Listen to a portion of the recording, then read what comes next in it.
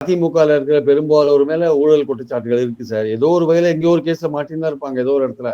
அதுதானே பாஜகவுக்கு ரொம்ப சௌரியமா இருக்கு மிரட்டுறதுக்குலாம். ஸோ அதனால அந்த அந்த அதிமுக உட்கட்சி அரசியல்ல ஒரு விளையாட்டை வந்து செஸ் மாதிரி நகர்த்துறாங்க பாஜக காயின்களை. அதுக்கு அவங்களுக்கு சௌரியமா இருக்க காரணம்னா எல்லாரு மேலேயும் ஏதோ ஒரு பிரச்சனைகள் ஓடிட்டு இருக்கிறது தான் காரணம். வேற ஒன்றும் கிடையாது.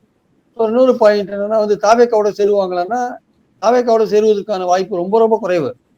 ஏன்னா சசிகலாவை பொறுத்த மட்டும் அவங்க வந்து தாவேக்காவெல்லாம் போனாங்கன்னா அவங்க அவங்க அவங்க தங்களுடைய கௌரவம் அந்த மாதிரி விஷயங்கள்லாம் பார்த்துட்டு அங்க போறாங்க அப்படின்னா அது அவங்க சேர்க்கறதுக்கான வாய்ப்புகள் ரொம்ப ரொம்ப குறைவு. ஏன்னா அவங்க அந்த இடத்துல அவங்க ஜெல்லாறதுக்கான வாய்ப்பே கிடையாது. தாவேக்காவோட போய் இவங்க செங்கோட்டையன் போய் ஜெல் ஆயிட்டாரு, அங்க போய் சேர்ந்துட்டாருன்னா அவரே இன்னும் ஜெல்லாகாத இருக்காரு. அவருக்கே அங்க பல சிக்கல்கள்லாம் இருக்கு.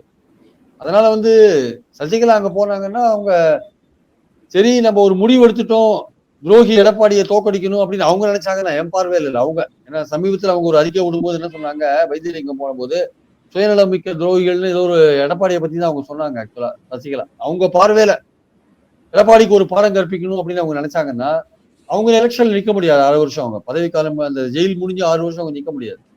அதனால வந்து அவங்க இந்த எலெக்ஷன்ல நிக்கிறதுக்கான வாய்ப்பு இல்லை. இனிமே அவங்க 29ல தான் நிக்கிறதுக்கு வாய்ப்பு. அந்த மாதிரி இருக்கும்போது இந்த எலெக்ஷன்ல அவங்க ஆட்களை நிக்க வைக்கிறதுனா ஒரு 5 தொகுதியோ 6 தொகுதியோ நிக்க வச்சு எங்கேயாவது வின் பண்ணணும்னா சரி அதிமுகவை தோக்கடிக்கணும் அப்படின்னு நினைச்சாங்கன்னா கண்டிப்பா வந்து தாவேக்காவோட அவங்க சேரலாம்.